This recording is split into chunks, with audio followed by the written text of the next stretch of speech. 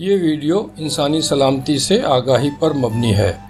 कम voltage का बरक़ी धचका भी ज़्यादा करंट गुजरने की वजह से बड़ी माजूरी के साथ मौत का सबब भी बनता है। देखते हैं ये क्यों कर होता है। मज़ीद मालूमात के लिए चैनल को लाइक व सब्सक्राइब कीजिए। शुक्रिया।